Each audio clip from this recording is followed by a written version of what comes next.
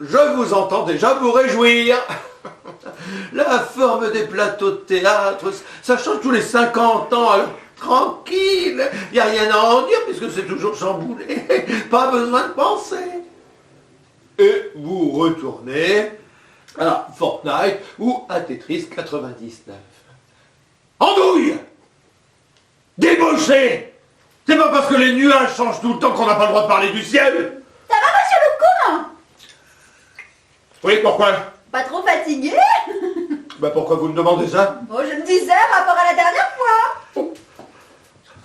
Vous mettez du cœur à l'ouvrage, hein? Je vous laisse, hein? Je dis quand même, bravo l'artiste!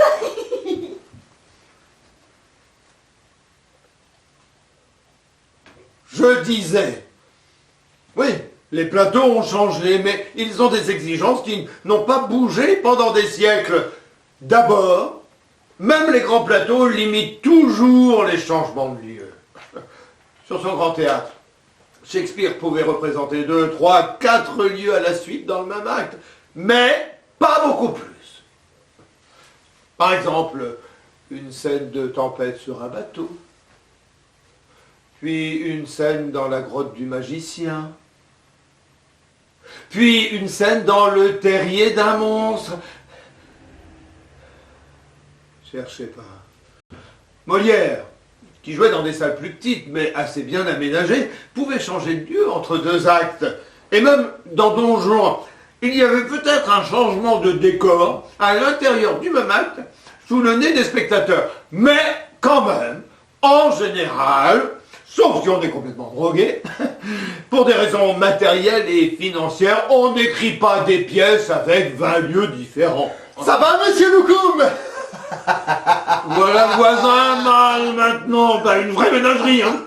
On se disait avec Roxane, ce Loukoum, c'est pas du gâteau. Faut pas lui en promettre. Veuillez me laisser, s'il vous plaît, j'ai du travail, là. Oh, ta vieille ratafia, faut pas vous demander quel travail. Je m'en voudrais de vous déranger en pleine action. Oh, les cœurs. Oh, mon cousin. Mais qu'est-ce qu'il veut, les talons? Ça tourne au cauchemar. Je disais que, selon les époques et les pays, les scènes européennes ont beau changer en taille et en forme, il y a quand même des contraintes qui durent. Première contrainte. Pour des raisons matérielles et financières, les écrivains limitent les changements de décor, comme je le disais avant l'arrivée du gorille.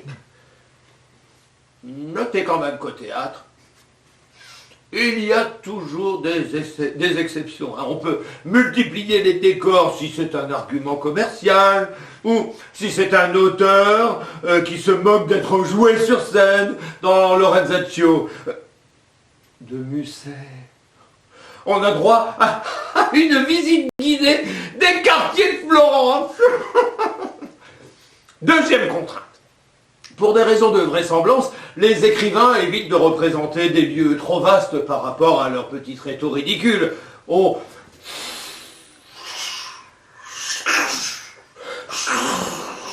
repousse la mer dans le lointain et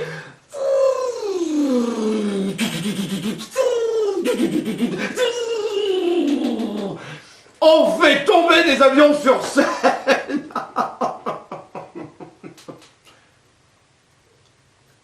Sauf si on cherche du spectaculaire.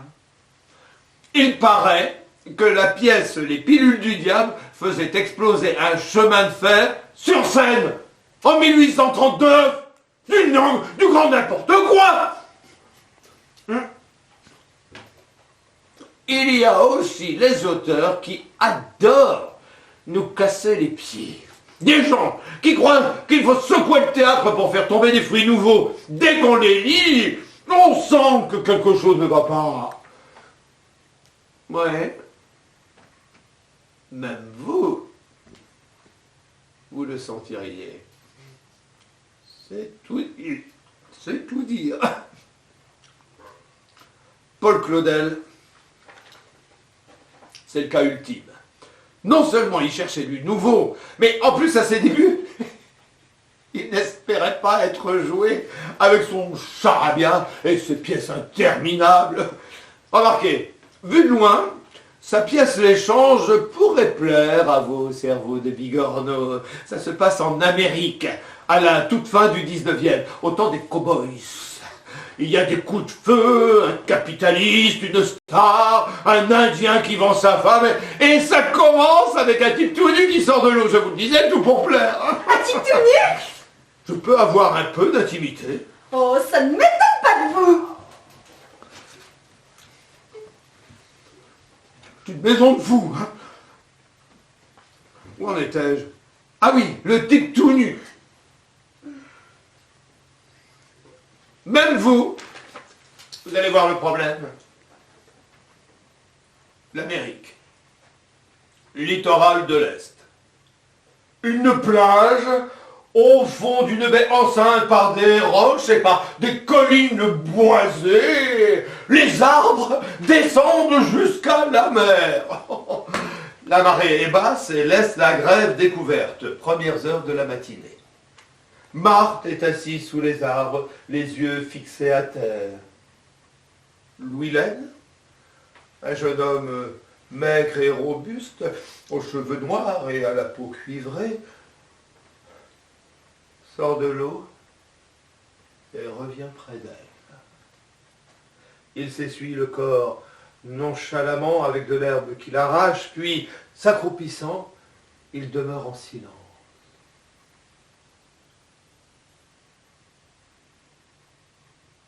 Du menton, il fait un petit signe montrant la ligne de l'horizon.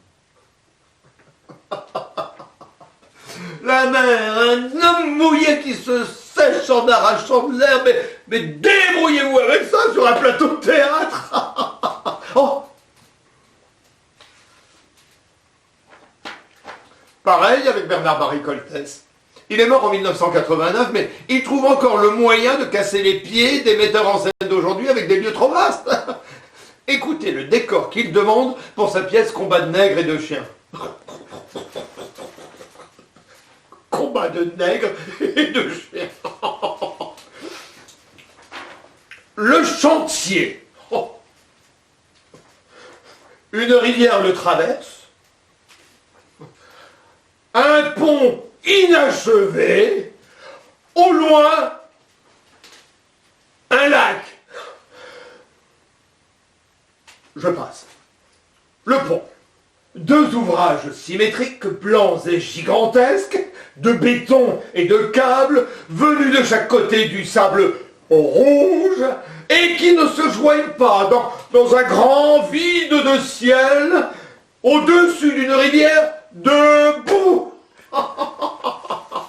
Vous le voyez, le pont énorme pas encore terminé, et le fleuve sur Seine, ça vous pose pas un problème? Non, pas vous. Alors retournons à Claudel, puisqu'il a l'air de vous plaire. C'est vous, monsieur Loukoum? Si c'est pour les sauveteurs en mer, le sida ou les restaurants du cœur, fichez-moi la paix! Je demande! Fainéant! C'est vous, monsieur Loukoum? C'est Roxane, ma copine, et son copain Stéphane qui m'ont parlé de vous. Ah, je dis total respect. Et j'ajoute qu'à y regarder de plus près, on te vit votre petit salace, mon cochon. Oh, je demande, c'est qui tous ces gens? Oui, j'ajoute, je peux vous aider.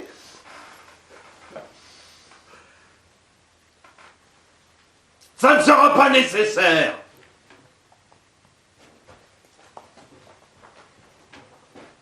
Avec moi, les yeux du public en auront plein les mirettes. Je convoquerai les orages orageux.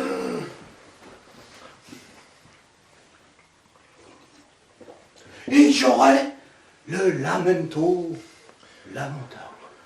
Bon, j'ai compris. Mettez-vous là. Là. Élisée. Merci, cochon. Je dis, vous le regretterez pas. C'est du Claudel. La fin de Tête d'Or. Encore un truc de fou. Tête d'Or vient de mourir et...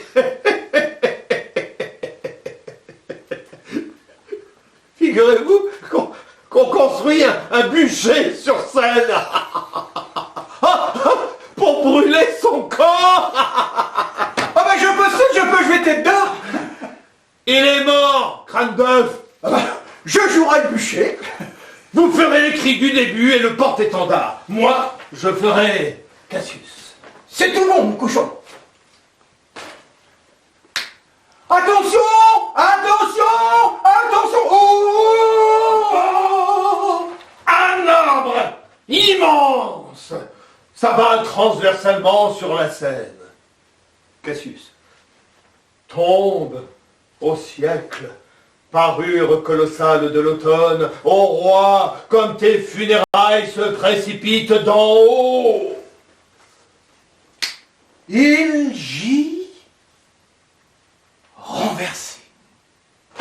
Moment de silence.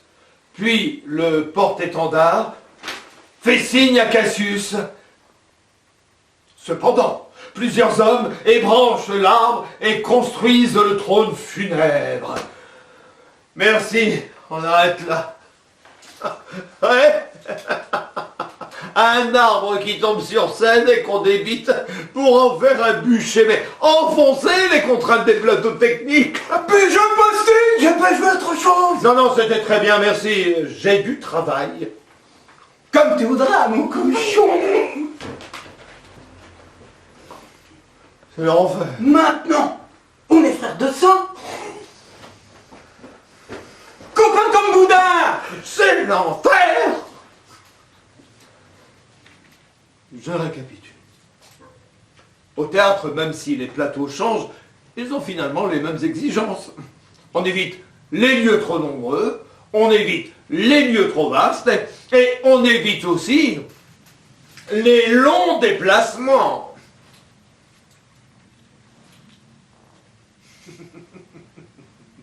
Vous me croiriez si je vous disais que, en ce moment, tout en vous parlant, je fais le chemin de la Tour Eiffel jusqu'à Disneyland?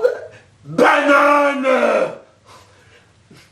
À moins qu'un écrivain veuille faire quelque chose de bizarre ou qu'il ait une 15 ans en moins. Comme Claudel, encore. C'est l'annonce faite à Marie. Pas la version de 1892, ni celle de 1910, ni bien sûr celle de 1948, mais celle de 1899.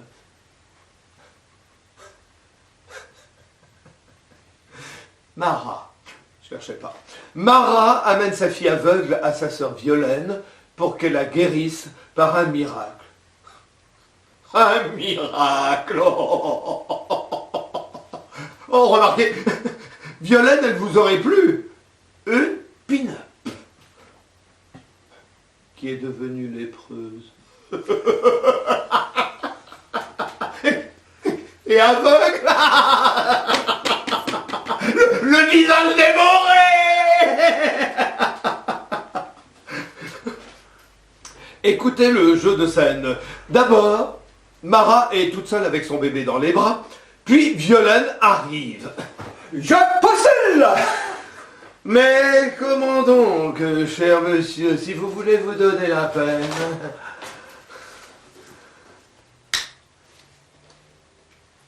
Elle regarde longuement du côté où se perd la trace des pieds nus.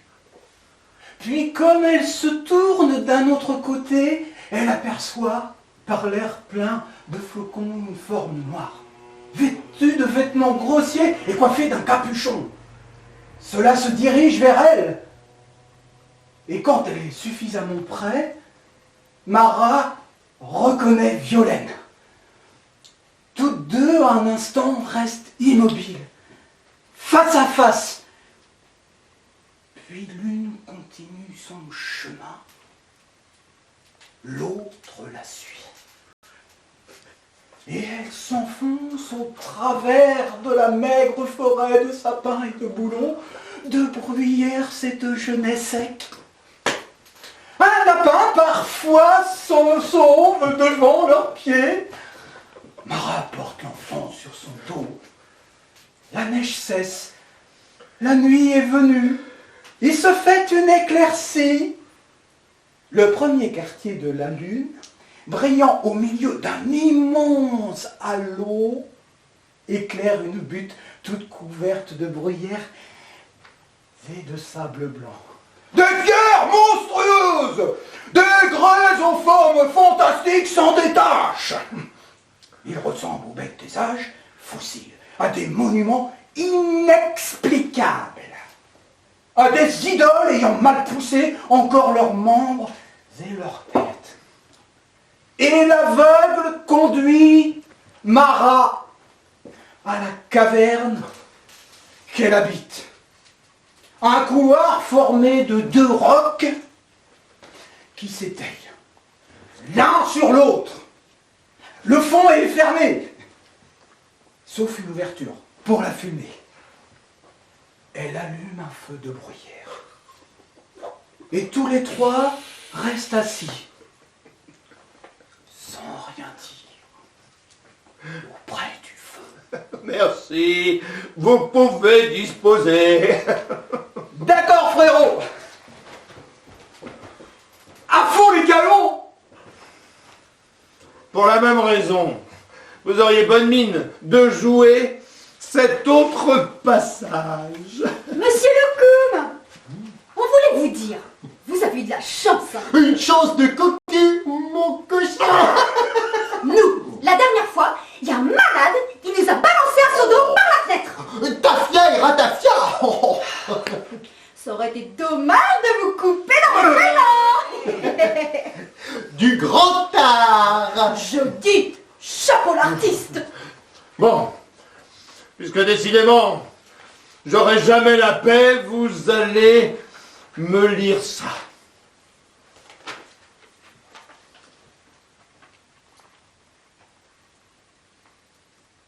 Ça nous changera de vos vocalises.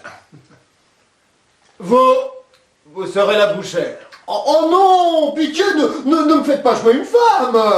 Je postule. Je parlerai d'une voix monstrueuse et légère. Bisous, bisous, bisous, bisous. Oh, n'explique pas. On fait comme j'ai dit. Ou alors, c'est punition collective. Vous lirez les didascalies. C'est la fin du Soulier de satin, 1924. En pleine mer, sous la pleine lune, donnez à cette épée et la bouchère nage. Ouais. Elle nage. Vous voyez les deux cruches en train de bouger leurs petits bras tout en bavardant sur scène. Et la mer? Où elle est, la mer? Hein? Je postule. On enchaîne. En avant! Courage, la bouchère! Boum, boum, boum, boum, boum, boum, boum, boum, boum, boum. Si tu es fatigué, il n'y a qu'à se mettre sur le dos comme ça, en croix, les bras écartés. Boum, Ça, c'est du pur Claudel. Une grosse caisse, comme au cirque. Et une fille avec les bras en croix, comme à l'église. On ne sort que la bouche et le nez, et quand on enfonce une grande respiration, nous retirons la aussitôt. boum, Un tout petit mouvement comme ça, avec les pieds et la moitié des mains. boum, Pas de danger de se fatiguer. boum, boum, boum, boum.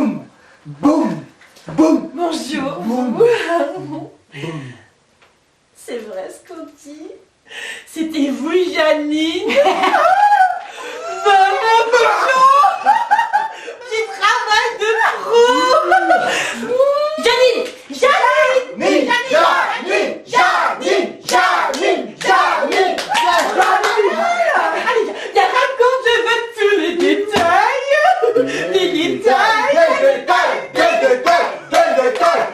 Allez, chauffe Janine. Allez. Alors, voiture Simone. Alors? Je suis pas un cochon!